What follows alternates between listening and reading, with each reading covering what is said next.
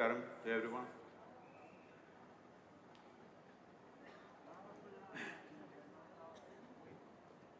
Shankara, an intellectual giant,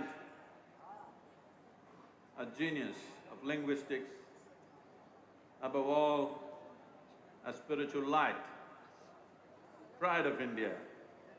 But we have special pride that he is from the south.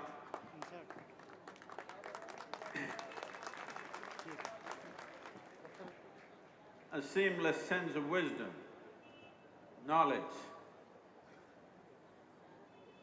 and a shining light for humanity.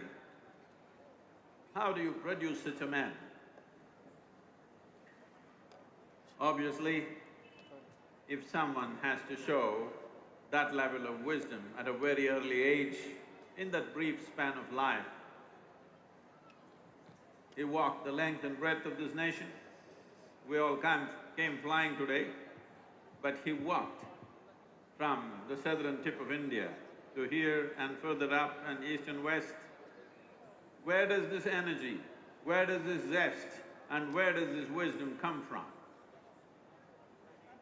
Just to take one aspect, he comes from a village, today a small town called Kaladi.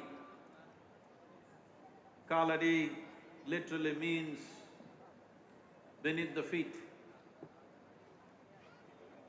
This is the fundamental nature of this culture. Bharat means we always learnt how to be at the feet of the divine, to be Kaladi always.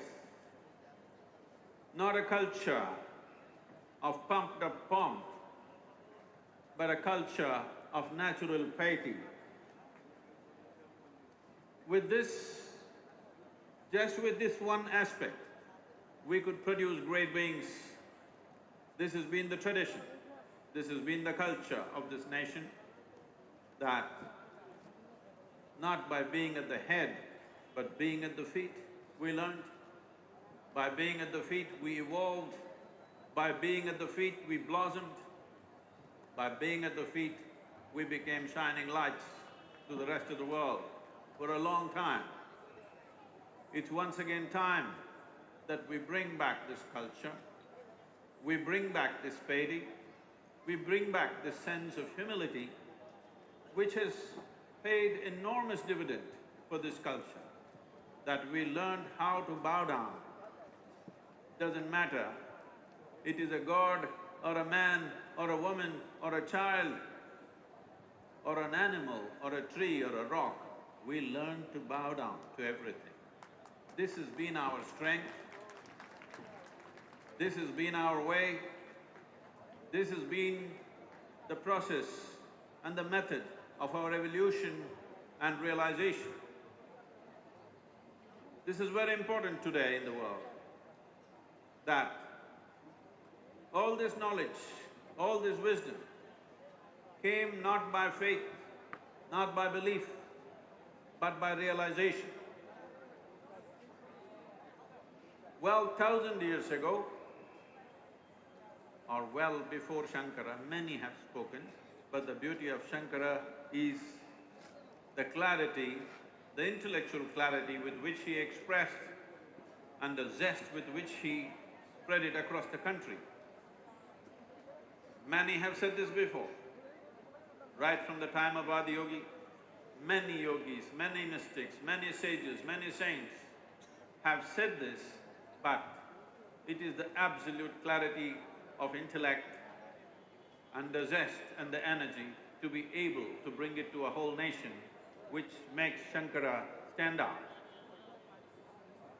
Well, there are many aspects to this, but today, one thing that is important in this world is, unless the spiritual process in some way, if it does not run parallel to the scientific realizations that have happened,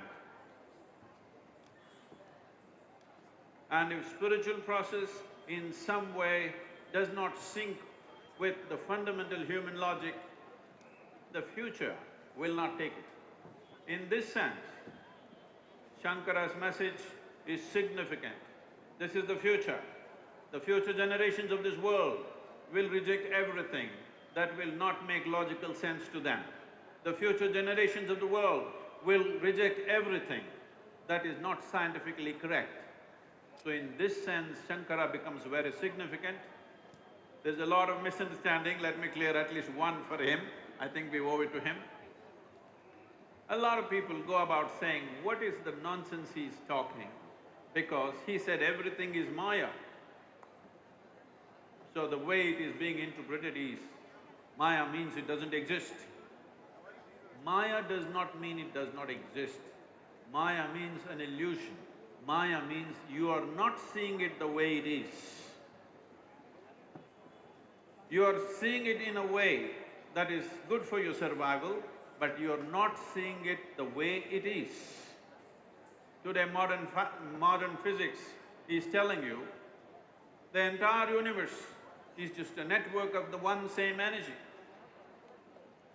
When we say Maya, here we are with this body which seems to be solid, but every day, because of the food that you eat, the water that you drink and the air that you breathe, 7% of this body is being exchanged on a daily basis. That means in 2 weeks, your entire body is gone and you have something new in the system. The atomic substance in this body, nearly 100% of it is gone in 1 year's time. This means every year you have a completely new body in a very fundamental sense. But in your experience, it looks like it's the same thing. This is the Maya.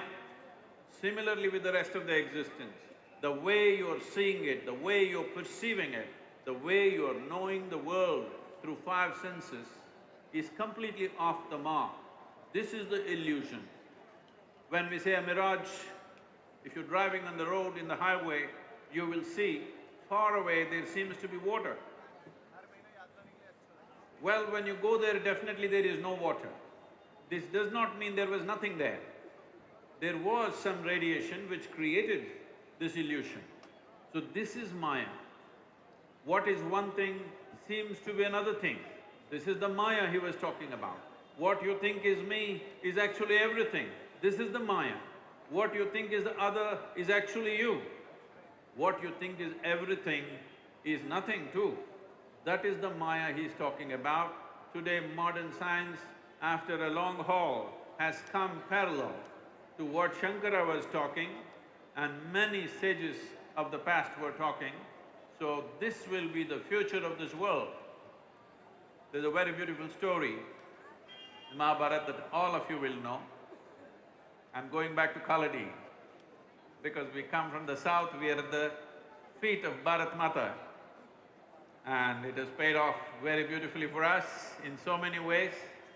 You remember the story that every grandmother must have told you, that when Arjuna and Duryodhana went to seek support from Krishna for the Kurukshetra war, one stood at the head, the other chose to stand at the feet.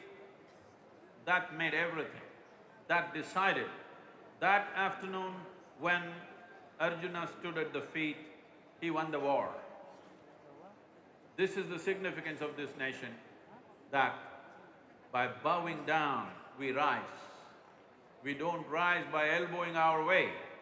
We rise because we bow down to everything. Because our essential nature is this, we are Kaladi. Shankara comes from the village called Kaladi. It is very, very symbolic and important. And now being in Madhya Pradesh, the heartland of India, well, Shivraj ji is trying to turn this into the spiritual heartland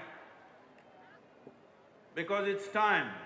It is time the spiritual wisdom comes down from the mountains into the cities, into the towns, into the villages, above all, into the hearts and minds of people.